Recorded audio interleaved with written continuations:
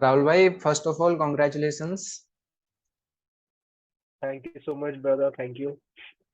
तो गाइस, सबसे पहले आपको बता दें कि राहुल अभी रिसेंटली आईनेट एंट्री से जो है रिकमेंड हुआ है। भोपाल इसका बोर्ड था। तो अभी हम इससे जानेंगे कि इसने इस एसएसबी के लिए खुद को कैसे प्रिपेयर किया है। और क्योंकि इसकी एक लॉन्ग जर्नी रही है। प्लस टू के बाद इसने सपना देखा था कि नहीं, एसएसबी में अपीयर होना है और उसके बाद आर्म फोर्सेज में जाना है। तो अभी इसने जैसे आईनेट के लिए प्रिपेयर किया है, तो वो एक लंबी जर्नी हो गई थी इसकी 3-4 साल की।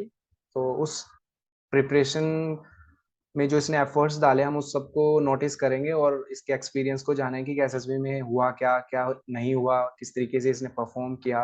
Everything will come to know about this.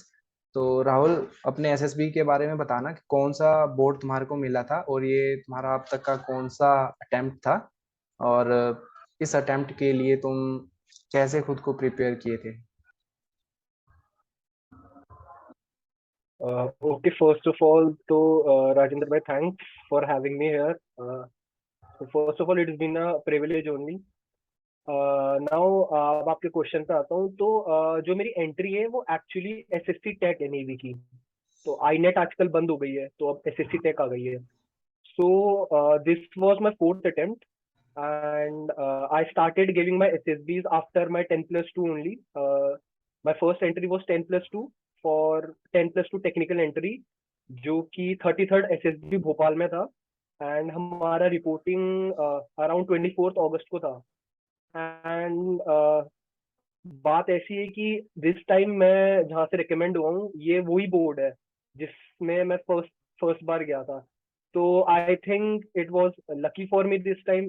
अंदर से मुझे फीलिंग भी आ रहा था कि हाँ। दिस टाइम डेफिनेटली हो जाएगा, प्लस हार्ड वर्क भी था, तो कॉन्फिडेंस भी आ रहा था। सो फर्स्ट अटेम्प्ट मेरा था 10 प्लस 2, नेवी एंट्री था। And that was 33rd SSB Bhopal. वो अराउंड 2017 में था, 24th अगस्त 2017 में। उसके बाद मेरा सेकंड अटेम्प्ट जो था वो था 12 एसएसबी बैंगलोर में। एंड वो भी 10 प्लस 2 एंट्री था। वो नेक्स्ट ईयर था मेरे, अराउंड 8 फरवरी 2018 को। एंड ये अभी तक जो दो अटेम्प्ट मैंने दिए, इसमें मैं कॉन्फ्रेंस तक गया था। And in the end of 5 days I was conference out. तो ये मेरे 10 प्लस 2 एंट्रीज थी। थर्ड एंट्री मैंने दी थी एसएससी टेक की। मेरा विशाखापट्टनम था। एंड उसमें मैं स्क्रीन आउट हो गया था अनफॉर्चुनेटली, क्योंकि आई थिंक मेरी प्रिपरेशन भी बहुत कम थी, और उस टाइम मैं जॉब वगैरह कर रहा था, तो मेरा इतना डेडिकेशन इस पे मैं नहीं दे पाया। सो मेन प्रॉब्लम ये थी। एंड जो अभी मैं रिसेंट जिसमें मैं रिकमेंड हुआ हूँ, वो मेरा फोर्थ अटेम्प्ट था। And it was from the same 33rd SSB Bhopal. And this बार आई मैं रिकमेंड हो गया हूँ। तो बेसिकली ये जो मेरी जर्नी रही है आफ्टर 12th, तो फर्स्ट ऑफ ऑल तो मैं यही कहना चाहूंगा कि जो एसएसबी है वो बेसिकली इतना कॉम्प्लिकेटेड नहीं है जैसे लोग उसको परसीव करते हैं आजकल। वो बेसिकली हमारा पर्सनालिटी का टेस्ट ही है। तो अगर कोई प्रिपेयर कर रहा है, तो मैं उसे फर्स्ट ऑफ ऑल ये कहना चाहूंगा कि the day you decide to join the armed forces, so start improving और enhancing your personality since that day only. क्योंकि एसएसबी में नॉलेज तो चेक होती है, बट आपका जो मेन वो चीज चेक करते हैं वो पर्सनालिटी होती है। पर्सनैलिटी तो होती है। बिल्कुल। तो जो मेरा 12th तक की जो मेरी जर्नी थी, तो मैं एक ऑलराउंडर स्टूडेंट था। एकेडमिक्स में मैं ठीक था, एवरेज था, अराउंड 75 to 80% में रहता था। स्पोर्ट्स में मैं काफी ज्यादा आगे था। मैं फुटबॉल खेलता था, बॉक्सिंग करता था। और तो मेरा मेन जो इश्यू मुझे लगा, जो मेरा shortcomings after 2 attempt SSB का, जो मेरा 10 प्लस 2 था, वो मुझे लगा कि मेरी पावर ऑफ एक्सप्रेशन मेरा वीकनेस है। बिकॉज 12th तक मैंने कोई स्टेज परफॉर्मेंस नहीं करी, मैं ना किसी डिबेट में पार्ट लेता था। और टू बी फ्रैंक, मेरे अंदर स्टेज फेयर भी था। तो मैं स्टेज में जाने से थोड़ी हिचकिचाता था इनिशियली। तो आफ्टर आफ्टर दीज 2 अटेम्प्ट, मैं जब मैं इसमें कॉन्फ्रेंस आउट हो गया था, उसके बाद तो मैं घर आया। मैंने ब्रेक लिया एक्चुअली 1 साल का, 1-2 साल का, एसएससी टेक एंट्री से पहले। तो जब मैं कॉलेज गया, तो मैंने सबसे पहले जाके कॉलेज में अपने एसएई है हमारा, सोसाइटी ऑफ ऑटोमोटिव इंजीनियर्स, तो वो इवेंट्स ऑर्गेनाइज कराती है। तो मैंने उसके लिए डायरेक्ट पार्टिसिपेट करने के लिए साइन अप कर लिया, जो हमारी टेक्निकल टीम होती है। तो उसमें भी मैंने ऑर्गेनाइजिंग टीम में लिया। वहाँ क्या होता है, पब्लिक स्पीकिंग बहुत ज्यादा होती है। तो ये मुझे लगा कि एक मेरा शॉर्ट कमिंग इम्प्रूव इम्प्रूव करने के लिए ये एक बहुत अच्छा तरीका होगा। प्लस मेरा कॉन्फिडेंस बढ़ेगा, एक स्टेज फेयर कम होगा, पावर ऑफ एक्सप्रेशन बढ़ेगा। And automatically power of expression बढ़ रहा है तो आपका सेल्फ कॉन्फिडेंस भी बढ़ता है। तो एक शॉर्ट कमिंग ये थी जो मुझे लगी मेरे अंदर थी, और इस तरीके से मैंने उसे इम्प्रूव किया। बाकी जो 2 अटेम्प्ट है इसके बाद मैंने स्टार्ट करा, जैसे मैं वीकेंड्स पे, जैसे सैटरडे या संडे हो गया, हर वीकेंड्स में कभी कभी बैठता था मैं, 10 से 15 मिनट बैठता था सिर्फ। और पूरे वीक में मैं जैसे लोगों से मिलता हूँ, जैसे आपसे मिला हूँ अभी, तो आपसे मुझे कोई पर्सनालिटी में, आपकी पर्सनालिटी मुझे कोई अच्छी चीज दिखी हो जो मैं अपने अंदर लाना चाहता हूँ, मुझे लगता है कि मेरे अंदर नहीं है वो, तो मैं वीक यूजुअली वीकेंड्स पे वो नोट कर लेता था। और उसके फिर मैं बनाता था कि मैं इसको अपने पर्सनालिटी में इम्बाइब कैसे करूंगा। तो एक ये चीज बहुत अच्छा होता है पर्सनालिटी हमारा डेवलप करने का, क्योंकि जितने लोग से हम मिलते हैं, जितने लोगों से हम मिलते हैं, तो हमें उतनी चीजें सीखने को मिलती है। तो मेन यही चीज है, मेन पर्सनालिटी डेवलप मैंने ऐसे ही किया। बाकी जो हमारे एसएसबी का जो प्रोसीजर होता है पूरा, उसमें एक सीरीज ऑफ टेस्ट होते हैं, जैसे साइकोलॉजिकल टेस्ट हो गए। तो इसके बारे में मैंने डीप नॉलेज गेन करी, जैसे इंटरनेट से भी लिया, मैंने गाइडेंस भी ली, मैंने कोचिंग भी लिया था। तो वहां से एक प्रॉपर जो नॉलेज होती है वो मैंने वहां से गेन करी। उसके बाद जो साइक टेस्ट होते हैं हमारे, जैसे टैट हो गया, एसआरटीज हो गई, वैट हो गया, तो अच्छा, इस पे इसमें आते हैं। एक सफिशिएंट। हाँ, रोकना चाहूंगा सॉरी। राहुल, रोकना हाँ चाहूंगा हाँ, तुझे बिल्कुल। यहाँ पे। इस पे आते हैं, एसएसपी का जो प्रोसीजर है उधर क्या हुआ। स्क्रीनिंग से स्टार्ट करना अपना, कितने बच्चे वहां पे आए थे, किस तरीके का वहां पे स्क्रीनिंग का एक्सपीरियंस था, क्या उस टाइम थॉट प्रोसेस चली हुई थी।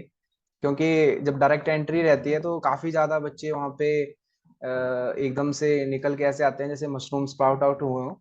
और एक कहीं ना कहीं फियर तो रहता है कि नहीं यार, है ना, लिमिटेड पर्सन अंदर जाने हैं, स्क्रीनिंग होने हैं, तो वो क्या था उस टाइम।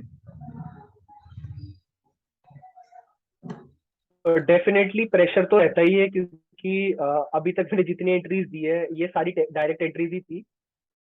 तो एक्चुअली मेरे को एक आइडिया लग गया था कि जैसे जो डायरेक्ट एंट्रीज होती है, इसमें ऑब्वियसली बात है, जो स्क्रीनिंग होता है, फर्स्ट डे होता है, उसमें फिश मार्केट तो डेफिनेटली बनता ही बनता है। और ये एक्चुअली ये मैंने अपना, मैं घर से सोच के गया था कि जैसे फिश मार्केट बनता है ना, उसमें यूजुअली आप जैसे बहुत ज्यादा शोर मचता है। तो मैंने क्या अपना मैं थोड़ी प्लान करके गया था कि मैं बिल्कुल भी, अगर बहुत शोर मच रहा है तो मैं बिल्कुल भी कंट्रीब्यूट नहीं करूंगा, क्योंकि उसके बीच में जब ये शोर मचता है, उसके बीच में या तो एक हमें टाइम गैप मिलता है, उसमें हमें एंटर करना है, 2-3 पॉइंट्स हमने वैलिड देने हैं, टू द पॉइंट देने हैं। उसके बाद हमें क्या करना है, थोड़ी देर के लिए वो चुप हो जाना है, हमें अपने टीममेट्स का भी सुनना है। क्योंकि जो रिपीटर, हमारे जैसे रिपीटर ग्रुप्स होते हैं, वो सिर्फ हाँ, बोलते हैं, वो सुनते नहीं है। तो सुनना ये बहुत बात तो तूने इंपॉर्टेंट है। सही बोली। सुनना बहुत इंपॉर्टेंट है, क्योंकि जो हमारे एसएसएस होते हैं ना, वो जानबूझ के रिपीटर का ग्रुप बनाते हैं, उन्हें भी पता होता है कि ये सब कोई सुनने वाला नहीं है, तो वो नोट करता है पूरा। हाँ, तो ऑब्वियसली जैसा होता है, मेरा जो ये हुआ था पीपीडीटी के बाद, तो इसमें तो बहुत, जीडी में हमारा बहुत ज्यादा फिश मार्केट बना था।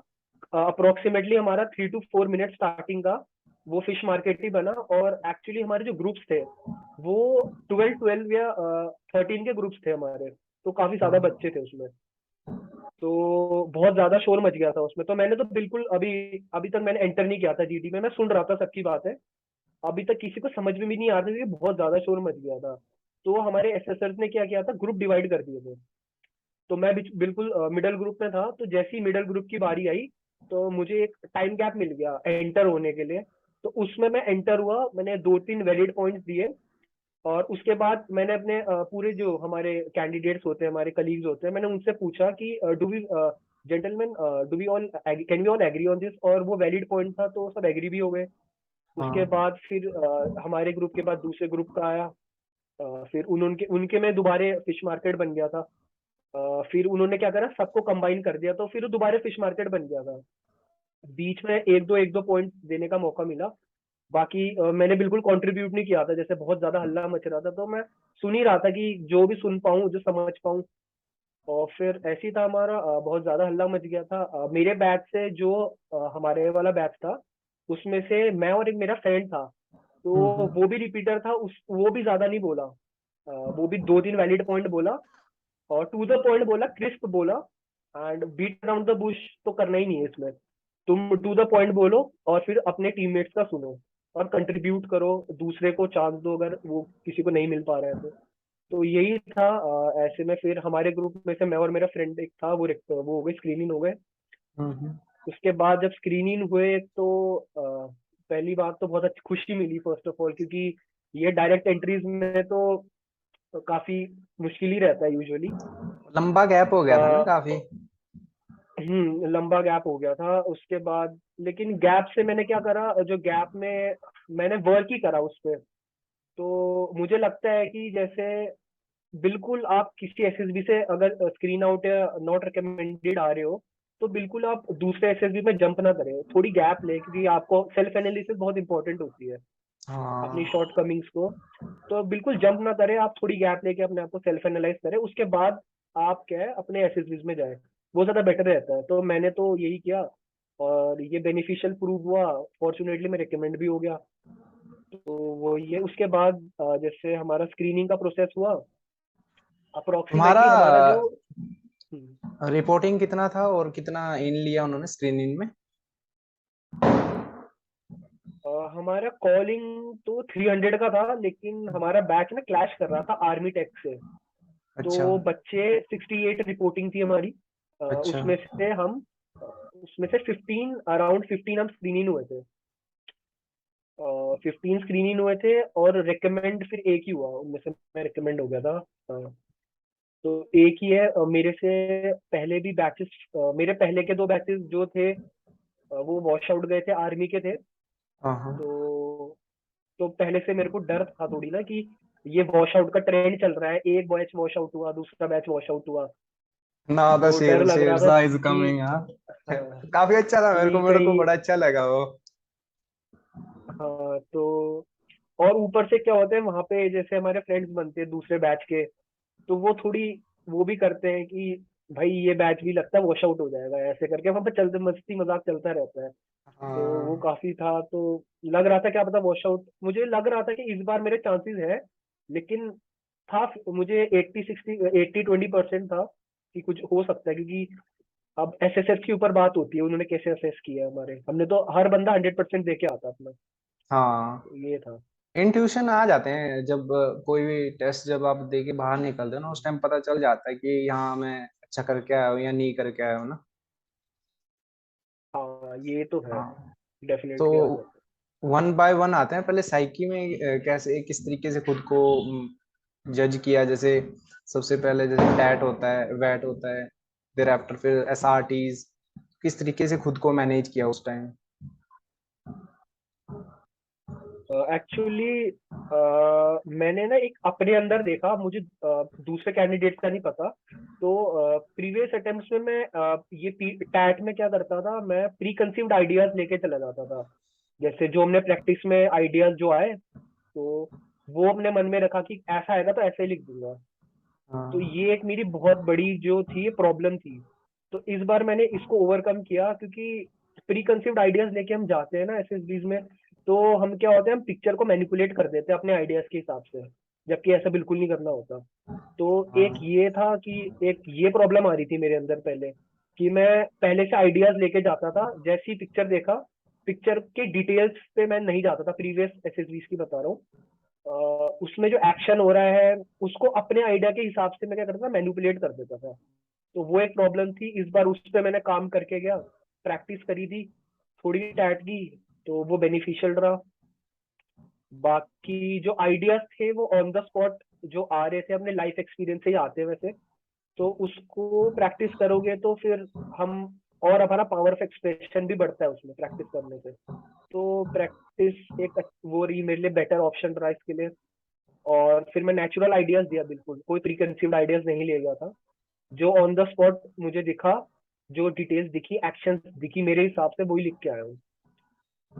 तो ये थी टैट। अब बाकी इसके एसआरटीज। बाद वैट।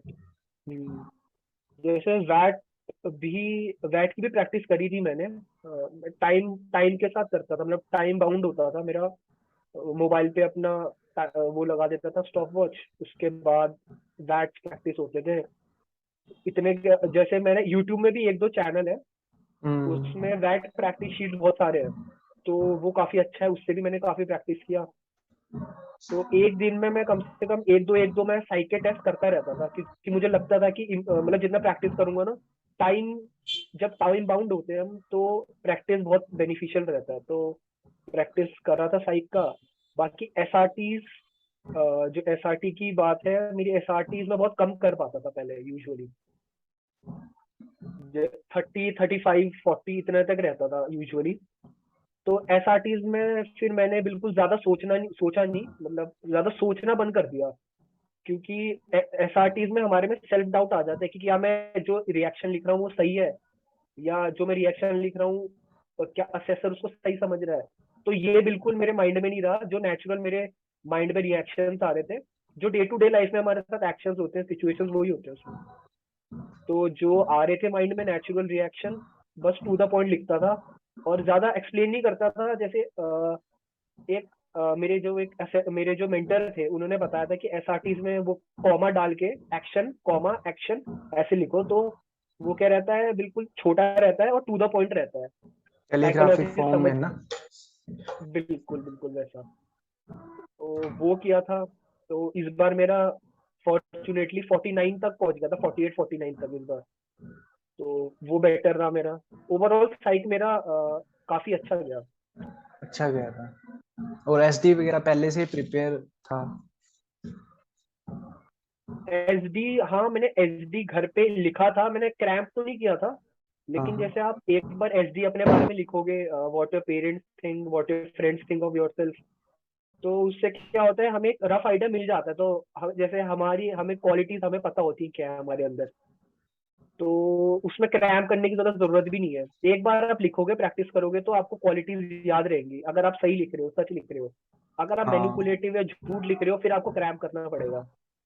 तो मैं तो सजेस्ट यही करूंगा, जो आपकी क्वालिटीज है उसको एक बार लिख लो, क्रैम्प मत करो।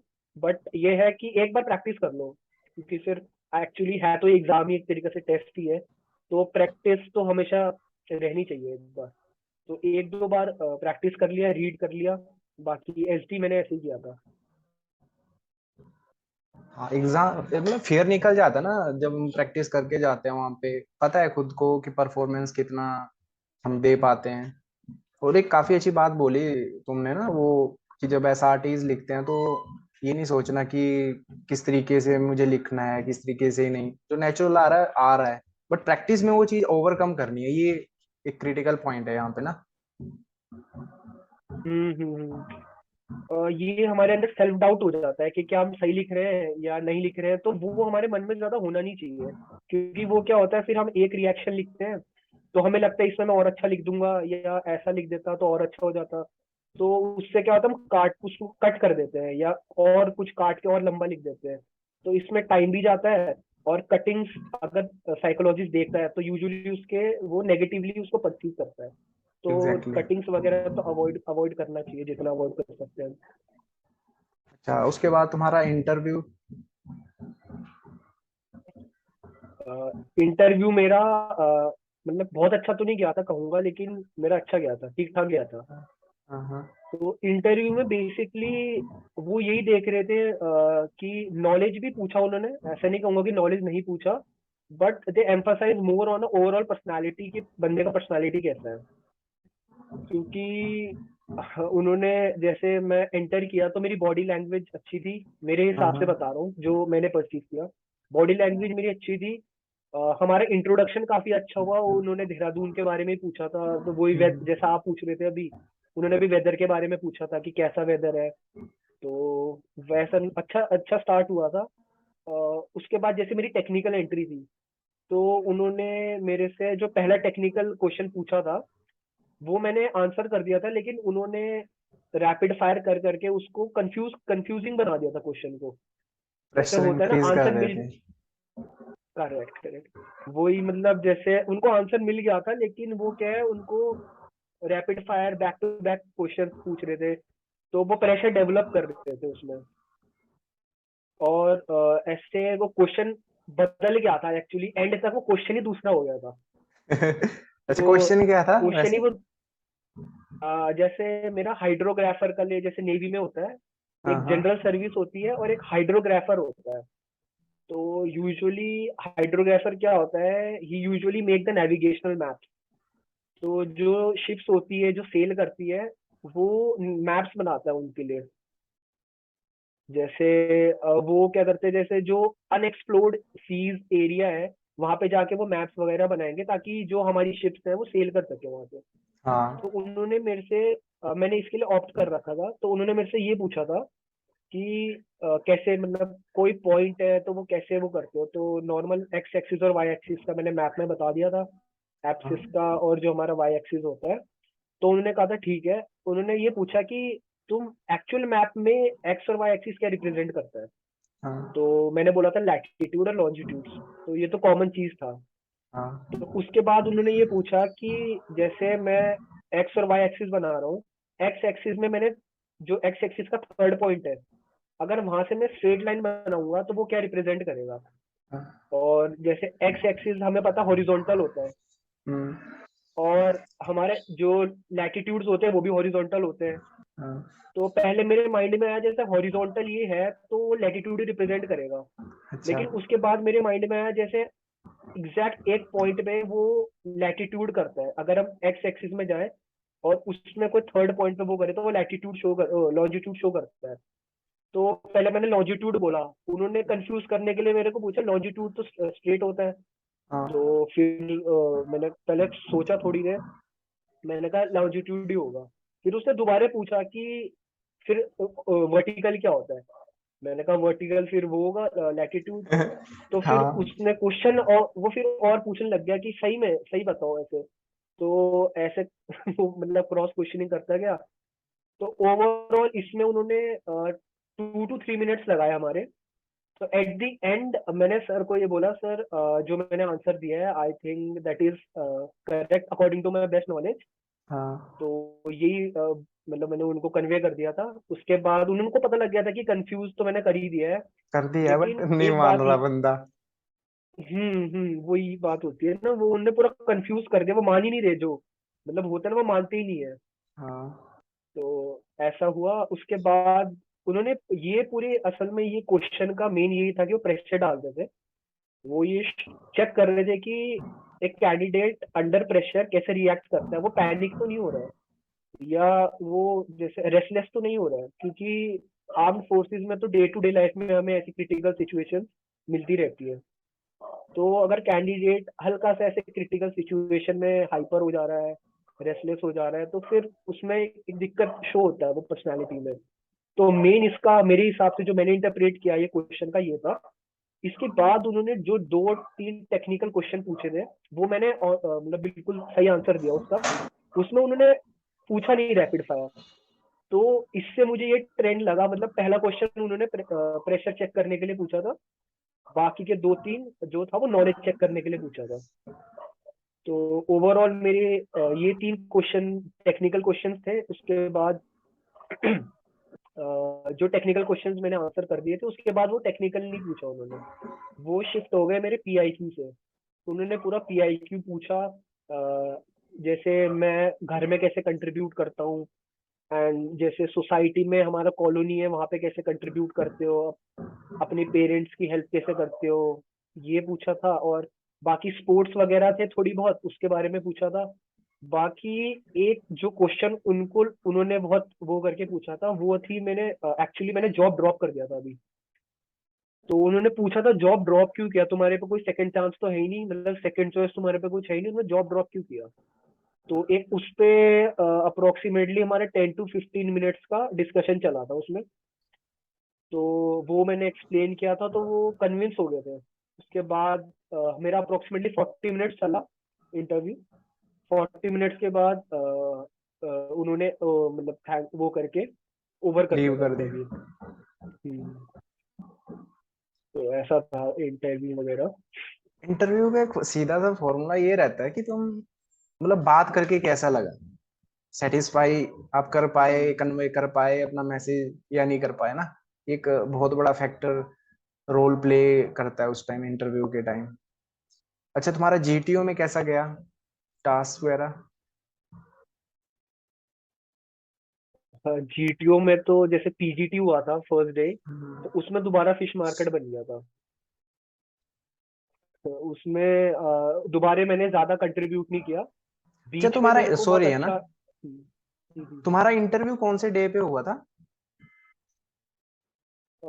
मेरा हुआ था जीटीओ के दिन हुआ था, मेरा सेकंड डे में, जैसे जीटीओ वन सेकंड डे? होता है हाँ। उस दिन हुआ था। अच्छा हाँ, तब तब मतलब तुम फ्री हो गए थे एक हिसाब से, फिर तुम्हारा परफॉर्मेंस उस पे ही था।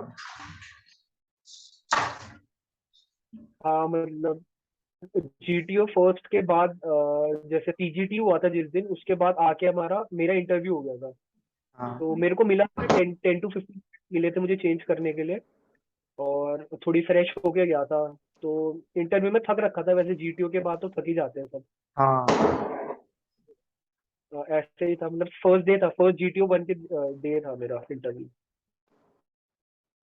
पीजीटी में क्या क्या हुआ फिर, किस तरीके का ग्रुप चला था तुम्हारा, प्रोसीड हुआ टास्क में? एक्चुअली जैसे हमारा फर्स्ट डे जिस दिन जीटीओ वन था, पीजीटी का जो हमारा टेस्ट था उस दिन, तो बहुत तेज बारिश हो गई थी। तो हम लोग अपना फर्स्ट ऑब्स्टेकल कंप्लीट करके सेकंड ऑब्स्टेकल कंप्लीट ही करने वाले थे। तो बहुत तेज बारिश हो गई थी, तो हमारा जो पीजीटी था उसको रोक दिया गया था, बहुत तेज हो गई थी बारिश। तो पीजीटी में हमारा बहुत ज्यादा फिश मार्केट बन गया था, जीडी से भी ज्यादा बोलूंगा मैं। हाँ जैसे मेरे ग्रुप में एक कैंडिडेट था, मतलब वो बहुत ज्यादा ना डोमिनेट करने की कोशिश करता था, मतलब कोई आइडिया देता था तो वो अपनी ही चलाता था। तो उसके वजह से थोड़ी फिश मार्केट बन गया था।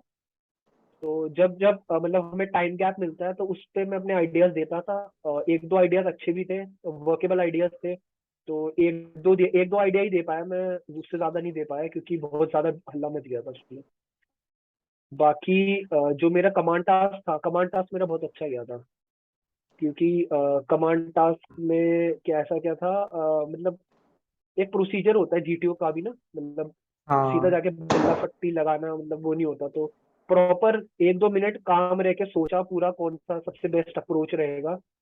उसके बाद प्रॉपरली अपने जो दो टीममेट्स हमें चूज करने होते हैं, तो एक वो चूज किया था, एक बिल्कुल हल्के को चूज किया था कि ये आराम से चले जाएगा आगे फट्टा करके, हाँ और हाँ। एक लंबा चौड़ा था, फट्टा खींचने के लिए उसे रख लिया था।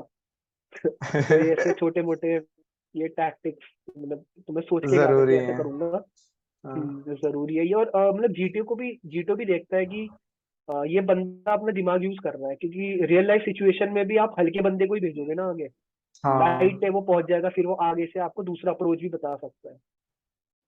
तो एग्जैक्टली। ओवरऑल कमांड टास्क मेरा अच्छा था, मेरा 3 या 4 मिनट में हो गया था पूरा कमांड टास्क। एंड लेक्चरेट अच्छा हुआ था मेरा। लेक्चरेट की मैंने प्रैक्टिस काफी करी थी, और मैं पब्लिक स्पीकिंग भी स्टार्ट कर दी थी कॉलेज में, तो उसने काफी हेल्प किया। बाकी एचजीटी एज यूजुअल जैसा हमारा पीजीटी था, थोड़ी जैसे ग्रुप हाफ हो गया था, तो हल्ला कम मचा, लेकिन हल्ला मचा था डेफिनेटली उसमें भी।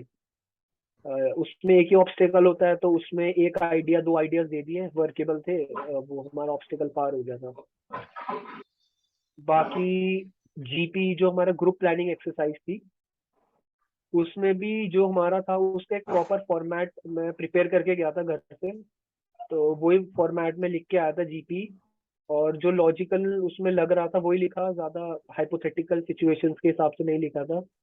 और टाइम और डिस्टेंस वगैरह थोड़ी मेंशन कर दिए थे उसमें, तो वो एक प्लस पॉइंट हो जाता है कि हम टाइम के हिसाब से चलते हैं, अपना स्पीड डिस्टेंस पूरा मेजर कर रहा है, तो वो देखते हैं कि ऑर्गेनाइज्ड इंसान है, ऑर्गेनाइज्ड कैंडिडेट है, मतलब अगर इसको सिचुएशन देंगे तो ये सॉल्व करेगा ऑर्गेनाइज प्रॉपरली। तो वो अच्छा गया था। बाकी मेरा इंडिविजुअल ऑब्स्टिकल्स था, जो उसमें 9 ऑब्स्टिकल थे, 9 ऑब्स्टिकल करके आया था मैं। एक ऑब्स्टिकल मेरा मिस हो गया था। अच्छा। बिल्कुल मैं पहुंच गया था, लेकिन वो फिर उन्होंने फीसल बजी। वो विसिल करके विसिल बजी।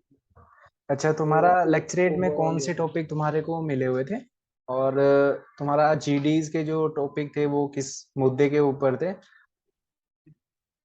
मेरे जो जीडी के टॉपिक थे वो तो करंट सिनेरियो को लेकर ही था। हम्म। एक हमारा था कि जैसे जो इंडिया है, मैं टॉपिक बताता हूँ, वो था India is is it has been so long after that India has gain independence, but India is still a developing nation and not a developed nation. तो उन्होंने पूछा था what can be the possible reason, तो उसमें 3 hint दिए थे उन्होंने। हाँ। तो फर्स्ट था ओवर पॉपुलेशन, और सेकंड था उसमें कि इम्प्रॉपर लीडरशिप, और थर्ड था इम्प्रॉपर ब्यूरोक्रेसी। और जो हमारा करप्शन थर्ड वाला था, improper bureaucracy and corruption, corruption से रिलेटेड था। तो मैं थर्ड वाले से गया था कि हमारा ब्यूरोक्रेसी, मतलब ब्यूरोक्रेसी में बहुत प्रॉब्लम है और हमारा करप्शन बहुत ज्यादा है कंट्री में। तो मेरा ये था व्यू इसमें, तो मैं इस पे 2 to 3 पॉइंट्स बोला था इस पे, टू द पॉइंट बोला था, क्रिस्प थे।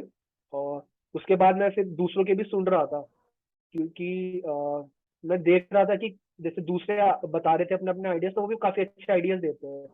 तो उनके आइडियाज से भी हम क्या कर सकते हैं, इम्प्रोवाइज करके एक और निकाल बेटर सकते हैं आइडिया बना बाहर। सकते हैं। एग्जैक्टली। डेफिनेटली वही।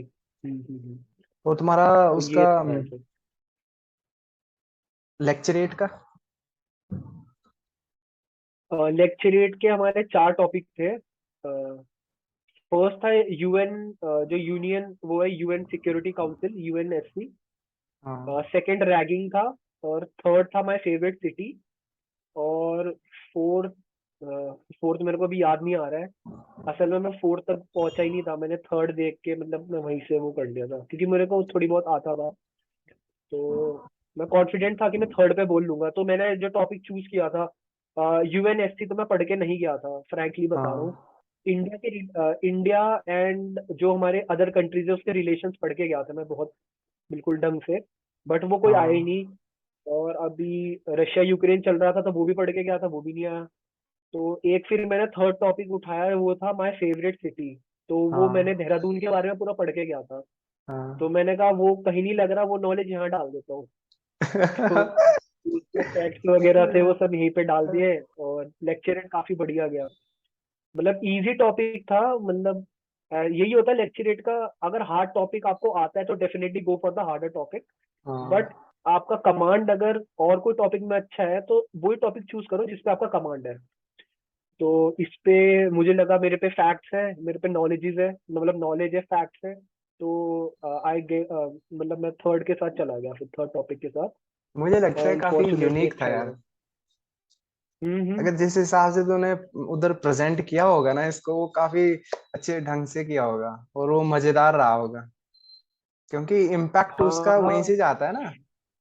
वही तो एक हम्म। मतलब, आप सारे बच्चे सुन रहे होते हैं और ऐसा टॉपिक आप लेके आ जाते हो जो अनएक्सपेक्टेड होता है बच्चों के, तो इम्पैक्ट बड़ा ब्यूटीफुल उसका निकलता है। हाँ, एक्चुअली कोई एक्सपेक्ट नहीं करता ऐसे टॉपिक्स ना। हाँ। तो अब मैंने यही सोचा था कि दूसरे टॉपिक्स में क्या है, जबरदस्ती फैक्ट्स सोच के मैं लिखूंगा, वो फैक्ट्स बिल्कुल एग्जैक्ट सही नहीं है, तो वो क्या होता है, नेगेटिव पॉइंट बन जाता है हमारे लिए। पूरी बॉडी लैंग्वेज उससे हमारी हम्म। इफेक्ट हो जाती है। पूरा मायने रखती है, हाँ। तो इस पे काफी अच्छे पॉइंट्स थे, हिस्ट्री पढ़ के गया था देहरादून का। तो पूरा हिस्ट्री बता दिया, और टूरिज्म के लिए हिमाचल हो गया, टूरिज्म हिमाचल, और देहरादून उत्तराखंड तो है ही। हाँ। तो उसके बारे में पूरा पढ़ के गया था। और लास्ट में मैंने मतलब कैंडिडेट से भी अपने, जिसको मैं दे रहा था जीडी, सॉरी, जिनको मैं वो दे रहा था लेक्चरेट, डिलीवर कर रहा था। उनको भी मतलब कन्विंस कर दिया कि तुम विजिट करो देहरादून कभी, तो मतलब काफी अच्छी अच्छी जगह है। तो तुम वही पधारो है, मारो देश। बिल्कुल बिल्कुल। हाँ। वही है मतलब, अच्छा गया था मेरा लेक्चरेट। जैसे हमारा फर्स्ट डे होता है ना, उसमें जीटीओ का जब फर्स्ट डे कंप्लीट हमारा होता है, तो उसके बाद एक फ्रेंड सर्कल सब बन जाता है हमारा जेन्युइनली। नेचुरली वो बनता ही बनता है। तो उसमें जब एक दूसरे के आइडियाज निकल के लगते हैं, तो उस ग्रुप, जो ग्रुप प्रेशर उस टाइम था, क्योंकि तुम तो गए थे माइंडसेट के साथ कि हमने इस बार अच्छा परफॉर्म करना है, और हर कोई जाता है। उसको किस तरीके से डील किया, क्योंकि वो होता है प्रेशर बिल्डअप करने का, दूसरे बंदे ट्राई करते ही करते हैं, क्योंकि 12-1 बजे तक तुम ग्राउंड से आ जाते हो, उसके बाद तुम फ्री रहते हो। एक्चुअली मेरा इस बार मैं क्या सोच के गया था कि जितनी मेहनत करनी है एसएसबी से, जब एसएसबी है उससे पहले ही करूंगा। मतलब एसएसबी में जाऊंगा तो बिल्कुल बिंदास जाऊंगा, मतलब ज्यादा स्ट्रेस नहीं लूंगा बिल्कुल भी। क्योंकि जो हमें प्रिपेयर करना है वो तो हम प्रिपेयर कर चुके हैं। अगर मैं स्ट्रेस स्ट्रेस लेंगे तो जो प्रिपेयर करा है या जो हमारी पर्सनालिटी है उस पर भी फर्क पड़ता है उससे। तो मैं यही माइंड बना के गया था कि अपना बिंदास होके जाऊंगा, अपना एसएसबी बिंदास होके दूंगा, नॉर्मल जैसे हूँ पर्सनालिटी वैसा दूंगा। अब फिर वो एसएसएच पे है, वो हमें सेलेक्ट करेंगे, नेगेटिव अगर उन्हें कुछ लगेगा नहीं करेंगे वो उन पे है। मैं अपना हाँ। नेचुरल देके आएगा, तो वही है। अब आते हैं कॉन्फ्रेंस पे। तो कॉन्फ्रेंस के समय तो एक्साइटमेंट रहती भी और नर्वसनेस भी साथ में रहती है। तो उस टाइम क्या थॉट प्रोसेस चली थी और कैसा तुम्हारा कॉन्फ्रेंस गया उस टाइम? जैसे मेरा कॉन्फ्रेंस था तो मेरा चेस नंबर 9 था। तो मेरे से पहले जो सारे कैंडिडेट थे तो हमारा कॉन्फ्रेंस था बहुत जल्दी हो रहा था। तो जैसे वो 5 मिनट्स ले रहे थे, वेटिंग हम्म। टाइम 5 मिनट्स था। और उसके बाद कॉन्फ्रेंस भी 5 मिनट्स का ले रहे हैं, अप्रोक्सीमेटली 10 मिनट्स तक चले जा रहे थे। तो जितने में मेरा आया, जब मेरी टर्न आई तो उनका क्या हुआ, ऑफिस जो उनका कॉन्फ्रेंस हॉल होता है उनके बाहर ही बैठते हैं हम कॉन्फ्रेंस के लिए ना। हाँ।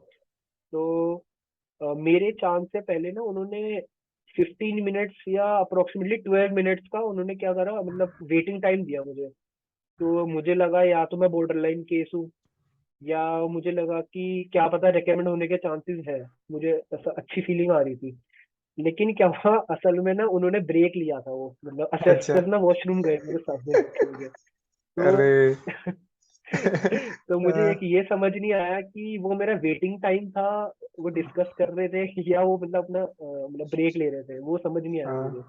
हाँ। तो उसके बाद यही 10-12 मिनट्स का उन्होंने वेटिंग टाइम दिया। उसके बाद मैं कॉन्फ्रेंस हॉल में गया तो उन्होंने मेरे से ना एक दो सिचुएशंस दी थी वहां पे कॉन्फ्रेंस हॉल में।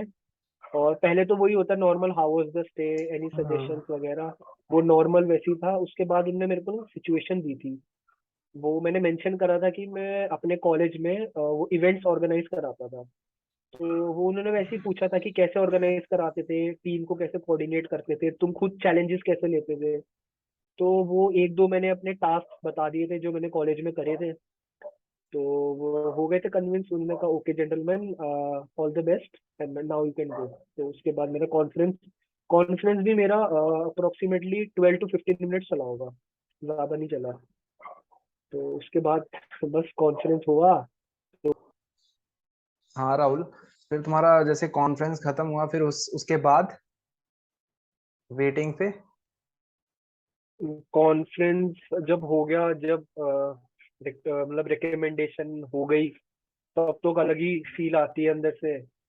सबसे पहले पेरेंट्स को कॉल करके बताया तो वो तो और खुश हाँ। थे। क्योंकि ये डायरेक्ट एंट्री जैसे होती है, यूजुअली डायरेक्ट एंट्री में रिकमेंड होने की ना अलग फील आती है। हाँ। क्योंकि हम बिना पेपर दिए जाते हैं तो मतलब हाँ। होता है कि अनप्रिडिक्टेबल सा होता है मतलब। लेकिन पर्सनालिटी अच्छी है तो ऐसी बात नहीं है, अगर तुम्हारे पे पर्सनालिटी है तो कोई भी एंट्री हो तुम हो जाओगे रिकमेंड। लेकिन होता है कि अंदर से फील अच्छी आ रही थी और पेरेंट्स भी खुश थे। उसके बाद हमारा मेडिकल स्टार्ट होता है वहाँ पे। तो 4 to 5 डेज हमारा मेडिकल चला मेरा वहाँ पे। हाँ। और मेरी बैच से पहले जैसे मैंने बताया 2 बैचेस फ्लश आउट थे। तो जो मेरे बैच जब गया और जब मैं रिकमेंड हुआ तो जो रिकमेंडेशन वाला वो होता है ना, अकोमोडेशन होता है जो बिल्डिंग हाँ। होती है, तो वहां पे कोई बच्चा था ही नहीं। मतलब हाँ। हमारे फ्लोर में कोई था ही नहीं। और अकेला। तो वो, हाँ बिल्कुल अकेला। और रात को बारिश हो रही, मतलब मजा आ रहा था वहां पे। पर वही है ना, मतलब किसी से बातचीत करने के लिए था नहीं कोई रिकमेंड। मेरे बैच से पहले वॉश आउट हो गया था। तो हाँ। अगले दिन मेरा एक फ्रेंड आया वहां पे, मतलब फ्रेंड बना, वो हिमाचल का ही था वो। हम्म।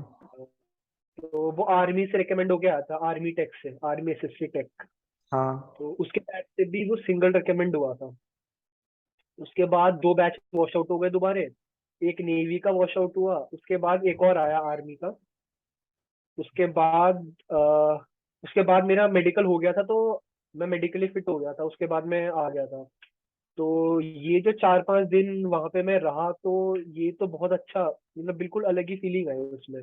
एक हाँ। जब प्लस साइन लग जाता है चेस्ट में, तो हम तो वहां के मतलब अपने आप को वो मतलब काफी वो हो जाते हैं, राजा समझने लग जाते हैं। बोलने की नेचुरल बात है फैक्टर। मतलब, वो बोलने की बात है मतलब अपने लिमिट में, अपने प्रॉपर डेकोरम में तुम रहते थे, हाँ। लेकिन अंदर से आता था ना, सेल्फ कॉन्फिडेंस बहुत ज्यादा बूस्ट हो जाता है। लेकिन वही है, मतलब अपने कंट्रोल में रहते थे वहाँ पे। एक्चुअली अभी कोविड के वजह से हमें बाहर निकलना अलाउड नहीं था। तो हम उसके उससे हम कैंट कैंट तो हम घूम के आए। हम्म। हमारे जो रूम अर्दलिए होते हैं वहाँ पे, तो वो हमें ले गए थे, हम कैंट घूम के आए। काफी अच्छा है भोपाल का कैंट, और बारिश होती है भोपाल में, लगातार हाँ। बारिश हो रही थी। तो मतलब मॉनसून बहुत चला अच्छा है हो ना। रखा था। हम्म। तो वहाँ का मौसम भी बहुत अच्छा हो रखा था, मॉनसून चल रहा है बिल्कुल। चिल मौसम था, ना गर्मी थी ज्यादा, बारिश हो रही थी, ठंडा ठंडा। तो हाँ। बहुत अच्छा रहा। और 4-5 दिन में मेडिकल हो गया मेरा। मेडिकल के बाद हमारा क्या होता है, हम कुछ होता नहीं हमारे पे करने के लिए यूजुअली वहाँ पे। तो हम लोग यूजुअली लाइब्रेरी वगैरह जाते थे वहाँ पे। मैंने टेबल टेनिस सीखा वहाँ पे। तो ये हाँ। एक अच्छी चीज, नया चीज सीख के आया वहाँ से। टेबल हाँ। टेनिस खेलता नहीं था, लेकिन टेबल टेनिस सीख के आया। और वॉलीबॉल भी मतलब खेलता था, लेकिन इतना नहीं खेलता था, तो वॉलीबॉल भी बहुत मतलब बहुत खेला हमने। हाँ। तो ये कुछ चीजें हैं, मेरे दोस्त बने काफी वहाँ पे। एक दो जो थे वो 12-12 अटेम्प्ट वाले थे, तो उनसे भी मैंने काफी चीजें सीख ली थी पहले। मतलब मैं पूछता रहता था कि कुछ बता दो। तो उन्होंने क्या, इंटरव्यू में एक दो उन्होंने बताया था कि ऐसे ऐसे करके चला जाना। हाँ। तो हाँ। यूजुअली ये प्रिडिक्टेड रहता है इंटरव्यू में, तो वो उनसे थोड़ी ले ली थी मैंने सजेशन। बाकी हमारे वहाँ पे दूसरे बैचेस के भी थे, तो दूसरे बैचेस से भी हमारी बातचीत हो गई थी, आर्मी वालों से। उनसे पूछा। तो मतलब ओवरऑल मेरा बहुत अच्छा रहा। बाकी वहाँ पे मैंने एक चीज और नोटिस करा, बहुत अच्छी चीज थी जो, कि आजकल क्या है, जो फीमेल कैंडिडेट है ना, वो हम्म। ज्यादा मतलब रिकमेंड हो रही है। मतलब हाँ। ओवरऑल मैं हाँ। देख रहा हूँ। तो मतलब ये एक चीज शो कर रहा है कि मतलब गर्ल्स, मतलब दे आर शोइंग मोर, जो ट्रेड्स होते हैं as a interest. Officer, to be recommended. And मैं ये नहीं कह रहा कि बॉयज की कम है, लेकिन बॉयज इतने सीरियस नहीं आ रहे आजकल, मतलब इतने सीरियसली नहीं आ रहे हैं में, मतलब प्रॉपर हाँ। प्रिपरेशन के साथ नहीं आ रहे। और गर्ल्स ज्यादा मतलब गर्ल्स की ज्यादा रिकमेंडेशन देखी मैंने। तो ये एक अच्छी चीज मैंने नोटिस करी वहाँ पे। और उनसे बात वगैरह करी, तो उनकी पर्सनालिटी भी बहुत अच्छी थी, मतलब नॉर्मल से काफी अच्छी थी। मतलब बातचीत करने में अच्छा लगता है, बातचीत करने में ना, जैसे अच्छी पर्सनालिटियों से। तो हाँ। वो एक अच्छी चीज देखी मैंने, नोटिस करी। बाकी मेडिकल के बाद तो घर आया, तो घर वाले भी काफी खुश थे। अंदर से भी फीलिंग तो है ही, अब मेरिट लिस्ट की वेट कर रहा हाँ। हूँ बस। हाँ। राहुल, बहुत बहुत धन्यवाद। काफी वैल्यूएबल टाइम निकाला भाई तूने।